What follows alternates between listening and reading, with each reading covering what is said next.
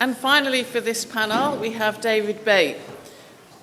David is an artist, photographer, writer and art historian focused on critical issues in photographic practice.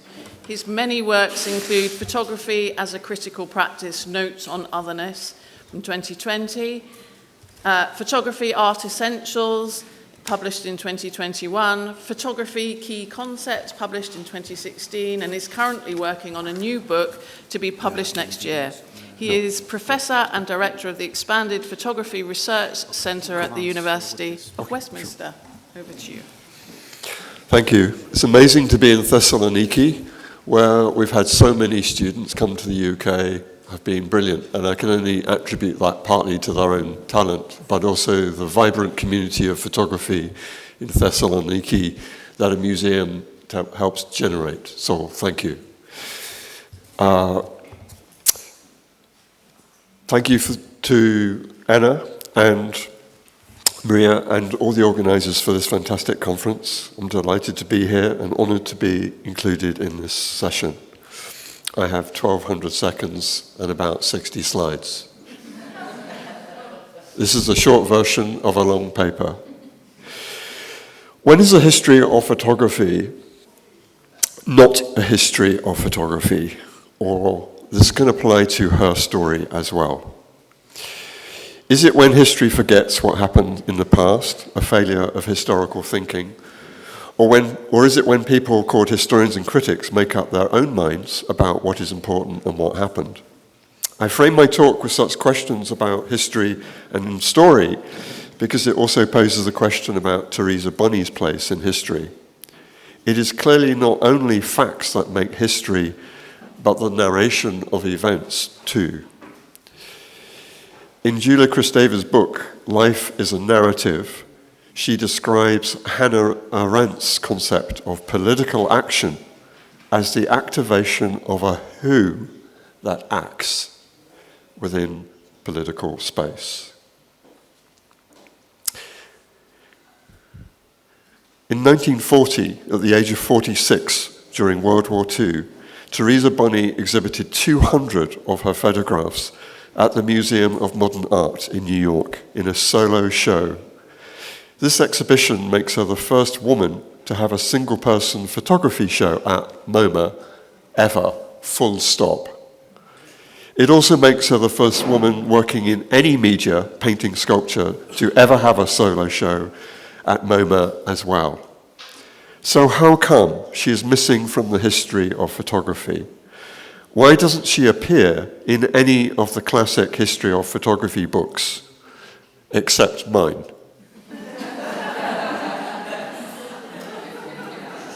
I included Therese Bonney in this little history of photography book, Photography Art Essentials, published by Thames and Hudson in 2021. It's in 5-6 languages.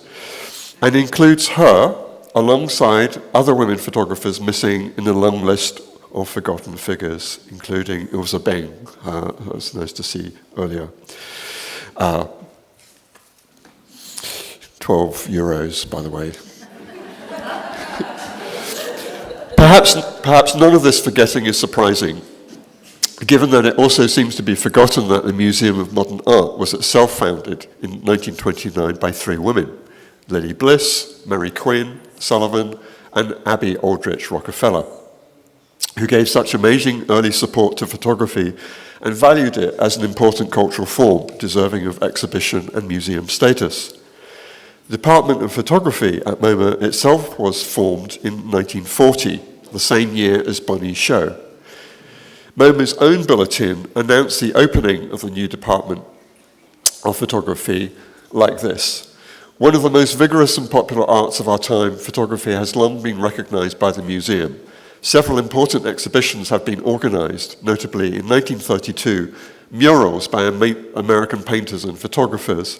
1937, the large retrospective show, Photography 1839 to 1937, that's Beaumont Newhall's book, basically, and American Photographs by Walker Evans. And in 1940, War Comes to the People, a story written with the lens by Therese Bonney." Announced in this way, Bonney was clearly a canonical figure in the eyes of the Museum of Modern Art itself in 1940. So where is she today? By the time Bonney had got to this point with her show at MoMA, she had already had quite a career. Born in New York, she had at the age of 5 moved to California with her mother, where she was educated at the University of California, the BA, in 1916. Then Harvard for a master's and MA in Romance languages, which she spoke, and then at Columbia to prepare for a PhD. She moved to Paris, France in 1919 at the end of World War I, where she became the youngest person at 27 and the 4th woman ever to complete a PhD thesis at the Sorbonne, which was on the theatre and Alexandre Dumas in 1921. After this already impressive academic record, she stayed in Paris. She modelled for artists, here by Jules Rorty, Sonia Delaunay, and many other contemporary artists of that time. Yet not only that, she set up an illustrated press service, what we would normally call today a photography agency or picture network, where she collected photographs by different people to distribute across Europe and North America. Enamored with the Arts Deco movement in Paris during the 1920s and dissatisfied with some of the pictures she had to use, she learnt photography herself and began to make and send her own photographs as documents of Parisian designs, European shop displays, art, artists, portraits, and so on, to circulate in magazines, newspapers, and mass media abroad in the US and elsewhere. In 1924, her agency became called the Bonney Service, a major international photographic agency distributing images to 33 countries along the lines of AP, Associated Press, and other similar global players. At the same time, she wrote articles about French cultural life in newspapers and magazines in the US, France, and the UK, often including her own photographs. With her sister Louise, she also co-wrote popular guidebooks to France, its food and shopping for English-speaking visitors to France. In 1935, she also became a director for the French Art Gallery located in the Rockefeller Center. Bonney not only wrote about and documented much of the new cultural life of Paris, its arts and design, fashion, artists, writers, and so on, she had become part of it. In 1939, she published a book of photographs called The Vatican, a behind-the-scene type documentary photo book story showing the spaces, lives, people, and power of the Vatican as a city. At the end of that same year, 1939, she traveled to Finland to photograph the preparations for the 1940 Winter Olympics. But this quickly changed when Soviet troops invaded Finland, 30th November 1939. Bonney turned her camera to the invasion and its effects on everyday life in Finland, and was initially the only foreign photographer there doing this. The attention she paid to ordinary lives in the photographs would mark her future work too. In the war, the Finnish army, despite being vastly outnumbered, 100,000 to 500,000 Soviet troops, conducted a hit-and-run strategy effective because of their familiarity with the winter forest and landscapes. They held off Soviets for 3 months until March 1940, when they ran out of munitions and agreed a treaty ending the war, giving up Finnish territory to the Soviets. They never got it back. Finland had been part of the Russian Empire until the Soviet Revolution, but Stalin wanted it back as a buffer territory. The Nazis invaded in Denmark a month after they signed the treaty. It was 200 of such photographs from this period of the Finn-Soviet so-called Winter War that almost exactly a year later became her solo exhibition at MoMA, War Comes to the People, History Written Through the Lens. The exhibition presented a photo-narrative of the effects of the Winter War in temporal sections, essentially a war-based image text, photo essay, chronicling the social impact of the conflict. The exhibition was also shown at the Library of Congress in Washington, D.C., and subsequently toured to other cities and venues across the USA. not then in the World War II. Pictures from the exhibition were published in Washington Post, Life magazine, and many other magazines and newspapers. Bonney would receive the Order of the White Rose Medal for bravery from Finland for this work, and later in France the Croix de Guerre Medal in May 1941 for her wartime photojournalist work. Bonney also began working with the American Red Cross and continued to photograph the impact of war on people throughout Europe, assisting the Red Cross along the way. In 1943, an exhibition was set up for the benefit of the relief societies of France, including Bonney's photographs. Like the work in Finland, it showcased the lives of civilians, but her specific focus on abandoned and lost children in World War II would become the content of her most famous image text, photo book, self-published in 1943, Europe's Children. Time magazine wrote of this book in 1943 when it came out, quote, "The creator of the war's most shocking book published it herself. A collection of 62 photographs, Europe's Children was rejected by 10 US publishers before Therese Bonney brought it out herself with no imprint. Beyond the cryptic message, limited autographed edition, $3. Send your check to National Bank, 1 Park Avenue, New York, etc. By word of mouth and an occasional unillustrated review, the fame of Europe's Children spread so fast that its edition of 2000 was quickly exhausted," unquote.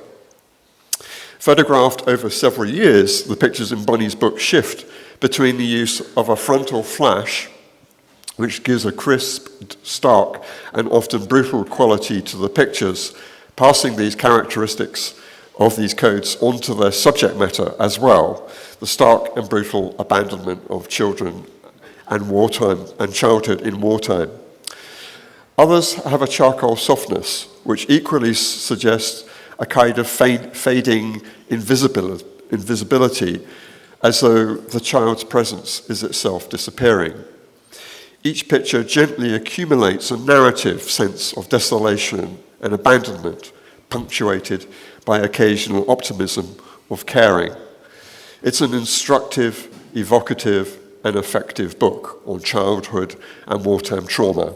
I don't have time to show you the whole book or go through its narrative structure. It's said that the United Nations set up UNICEF, the acronym for United Nations International Children's Emergency Fund, as a response to the book and the publicized issues of displaced and abandoned children that it raised. Europeans' children and the issues it raised and the issues arising from it at the prompting of Bonney form the basis. I'm slow on my slides. So this was photographs from the book showcased in Vogue in 1944, a year after the book came out. Europeans' children and the issues arising from it at the prompting of Bonney form the basis of a major Oscar-winning Hollywood film. 3 Oscars for Best Director, Best Actor, and Best Screenplay in 1948. Called The Search, it was directed by Fred Zinnemann, featured Montgomery Clift, and tells the story of a young Czech boy who survives Auschwitz camp and searches for his lost mother, eventually accidentally meeting her in a refugee camp. At the end of the war, Bonney photographed in at least 7 concentration camps, obviously with many other photographers, including Buchenwald and Dachau, using the camera as a witness and testament to the horrors and suffering, and of course what would later be defined as genocide. Her story goes on. Actually, here is she was the character for a kind of comic book. This is Therese Bonney, as called a photo fighter in the Second World War, clearly a more kind of propagandistic sort of text. Her story goes on, but it must already be clear by now that her tireless work in multiple ways constitutes a major contribution to the field of photography. Her photographs, books, and writings are in many archives and museums, Library of Congress, Smithsonian, MoMA, and many others. A scholar, writer, gallery director, press agent, even rumours as a spy, an industrial commercial photographer, arts and cultural photographer in the 20s and 30s, and turned journalist, photojournalist and war photographer in the 30s and 40s and so on. She worked long after the war as a writer and photographer and died in Paris in 1978, where she had lived. So why has she been missing from accounts of the history of photography? I was prompted to make this talk by an experience in Paris at the Jeu de Paume, Paris photo-related discussion that I was on in 2021. During the end of the mixed gender discussion on photography in France, we discussed the issue of missing women from the history of photography. I mentioned Therese Bonney because she had been so important in France. The other male panelist, a professor of photography at the Sorbonne, who I won't name, as anyone, immediately acknowledged her name, but then said, "Mais oui, c'est anthropologique." Yes, but it's anthropological work. Discussion was in French. The remark seemed, apart from my initial horror, to also imply that this justified her exclusion from the history of photography. Apart from the obvious objections to this, it made me wonder also, what kind of photography is appropriate to wartime life, then or now? When it is said that women have been hidden from history, in the case of Bonney, this is not factually true, because she is there historically, as are, of course, many others, in all kinds of activities as curators, agents, artists, photographers, so on and so forth. The problem is not only that particular figures are forgotten, but the ideological discourse and conditions upon which they are excluded from historical narratives. It seems to me the problem is not the work of Bonney as anthropological, which we could discuss, but the kind of transhistorical concepts of great photography that dominate the field today and informs the criteria by which such work is excluded. My point is not simply to make the case for missing photographers and agents of knowledge, of who there are so many missing in the history of photography, but of the necessity to critique the models and criteria upon which such inclusions and exclusions are made and judged. So the most popular model for writing books on photography appears to be inspired by Margaret Thatcher's famous dictum, "There is no such thing as society, only individuals." Subscribing to this model, the equivalent in photography and art criticism seems to be, there is no such thing as a history of interesting step, no such thing as a history of photography, but only great individual photographers who are evacuated from their historical contexts. In this, Therese Bonney is not alone, not forgotten like some wartime folly, but whose absence from discourse is symptomatic of the failures of historical thinking. Sheila Rowbottom's famous 1974 book, Hidden from History, Rediscovering Women in History from the 17th Century to the Present, classic feminist text, identified three main threads of a feminist approach to the past. First, identifying romantically with women in the past. Secondly, a quite borrowing to find innumerable, quote, lonely women making meaning of remote academic credentials by studying. And thirdly, examining the part women played in revolutions, political organisation, trade unions, as well as women's own movements for suffrage or for peace. Bonney's work clearly contributes to the last of these threes, the role she and her photography played in contributing to the idea of peace. Peace is a concept missing from ideas of great art, just as Bonney is missing from the history of photography. So the history of photography is not a history of photography when it does not address history, that is, the context in which photographers act. Thank you.